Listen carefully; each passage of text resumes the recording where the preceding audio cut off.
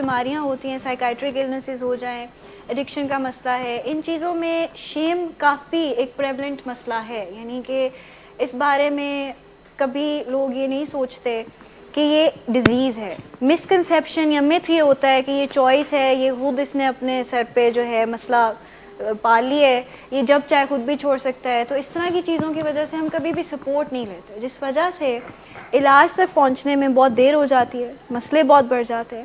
اور یہ جو پوائنٹ ہے کہ پیرنٹس کی آئسولیشن جو ہے بچوں کی ڈیوینٹ بیہیویئر کو سوٹ کرتی ہے, اس کا مطلب یہ ہے کہ ہم اپنی شیم کی وجہ سے, بات نہ کرنے کی وجہ سے کہیں نہ کہیں انیبل کر جاتے ہیں اس مسئلے کو, اس بات کو. ہم یہ تاثر دے جاتے ہیں کہ whatever you are doing is right, کیونکہ ہم آگے سے کوئی جواب نہیں دے رہے. آپ لوگوں میں سے کون کون فیملیئر ہے انمول طریقوں سے؟ پیرنٹس میں سے؟ جی میم, انمول طریقے کیا ہیں؟ کیا کہتا ہے انمول طریقہ جو ہم نے یہاں پہ نیا ایک کانسیپٹ ڈرافٹ کیا ہے؟ وٹ ڈز اٹ سے؟ میں پیرنٹس کی جو سائلنس ہے یا پیرنٹس کی جو آئسولیشن ہے, پیچھے ہٹ جانا ہے, شیم میں چلے جانا ہے, یہ اس کے زمرے میں بات کر رہی ہوں. بات میں ایکچولی یہ کر رہی ہوں کہ 1 منٹ گول سیٹنگ, 1 منٹ پریز, 1 منٹ ریپریمانڈ, یا جس کو اب ہم کہتے ہیں نظر ثانی کی اپیل کرنا, کہ ان کو کہنا کہ ریویو کر لیں بات کو. تو جب بھی کوئی مسئلہ ہوتا ہے گھر میں, بجائے کہ ہم کلیم اپ ہو جائیں, ہم سائلنٹ ہو جائیں, کوئی بات ہی نہ کریں, اکثر اوقات ہمارا یہ رسپانس ہوتا ہے کیونکہ ہمیں پتہ نہیں ہوتا جواب کیا دینا ہے, تو ہم زیادہ تر سائلنس میں کمفرٹ ڈھونڈتے ہیں, تو ہم اس طرف چل پڑتے ہیں, یا پھر کرتے کرتے وائلنس بھی آ جاتی ہے, جس کی وجہ سے ہم کہتے ہیں کہ ان کو بتانا کہ آپ کا یہ بیہیویئر ٹھیک نہیں ہے, آپ کا یہ بیہیویئر غلط ہے. آلدو اس سے آگے کوئی ریاکشن ضرور آ سکتا ہے, ایسی بات نہیں ہے کہ آپ یہ بات کریں گے ریاکشن نہیں آئے گا, لیکن ان کو یہ باور کروانا کہ whatever you have been doing in the past, اور بار بار یہ یاد کرانا, it helps the parents as well, اور یہ بچوں کو بھی مدد دیتا ہے ان کو اس چیز کو انڈرسٹینڈ کرنے میں کہ ہم نے کافی خرابیاں کی ہوئی ہیں. وہ ذرا تھوڑا تھوڑا فیملیرائز ہو جاتے ہیں اس بات سے.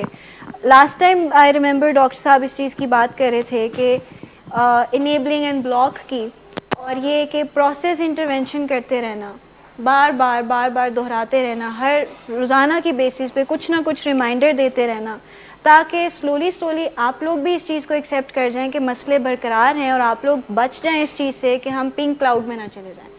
پنک کلاؤڈ جو ایک اسٹیٹ آف مائنڈ ہوتی ہے کہ اب سب کچھ ٹھیک چل رہا ہے تو اب کچھ خراب نہیں ہوگا. میں نے دیکھا ہے اس کی وجہ سے فیملیز کی ایکسپیکٹیشنز بہت ان ریئلسٹک ہوتی ہیں, اور ان ریئلسٹک ایکسپیکٹیشنز جب پھر ٹوٹتی ہیں تو فیملی جو یہاں پر ہوتی ہے وہ بالکل کریش کرتی ہے, اور وہ کوپ اپ نہیں کر پاتے, وہ دوبارہ ریورٹ کر جاتے ہیں اپنے پرانے پیٹرنز پر, پھر اسی طرح انیبلنگ, پھر اسی طرح پرووکنگ شروع ہو جاتی ہے.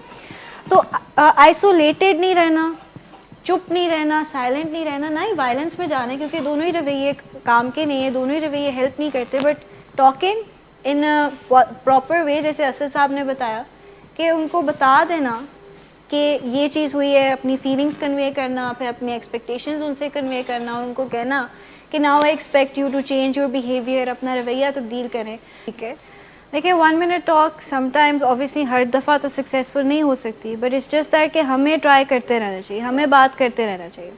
جس دن ہم یہ بات کرنا چھوڑ دیتے ہیں نا, ہم پیچھے ہٹ جاتے ہیں, تو ہم ان کو بہت ایک وہ دے رہے ہیں, پھر یعنی کہ ان کو کھلی گراؤنڈ دے رہے ہیں کہ وہ جائیں اور پھر وہ جو مرضی کریں.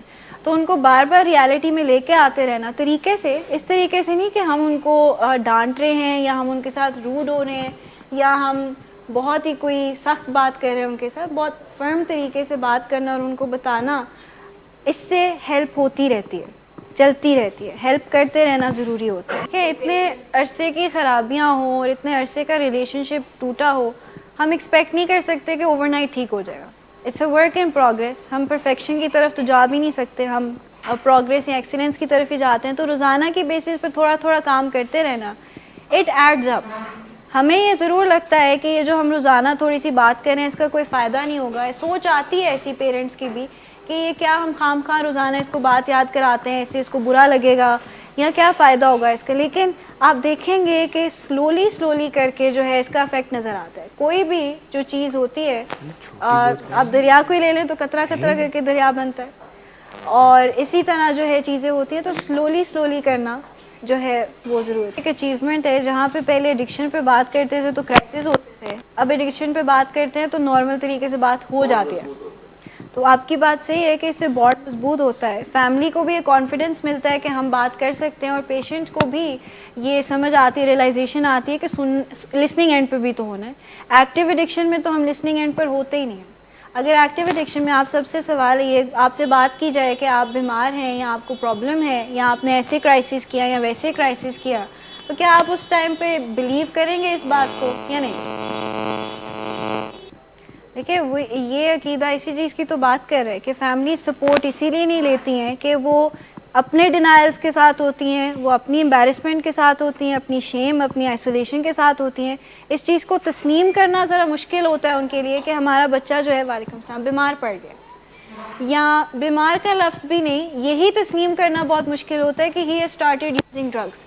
اس کے پیچھے بہت کلچرل کہہ لیں بیگیج بھی ہے, سوسائٹل بیگیج بھی ہے کہ بچپن سے ہم کہیں نہ کہیں سیکھتے آ رہے ہیں نا کہ ڈرگس بری چیز ہے یا ڈرگس کرنا ایک کردار کی خرابی ہے. وہ تو یہاں آ کے ہمارا یہ عقیدہ بدلتا ہے, یہ نظریہ بدلتا ہے کہ ایکچولی میں جو کردار کی خرابی ہیں وہ تو نشہ کرنے کے بعد آتی ہیں, وہ تو نشے کی بیماری کے بعد آتی ہیں, اس سے پہلے نہیں آتی. اس سے پہلے تو کہیں موڈ کے مسئلے ہوتے ہیں تو ہم جاتے ہیں ڈرگز استعمال کرنے کی طرف, اور پھر ایونچولی انفارچونیٹلی ہم بیمار پڑ جاتے ہیں.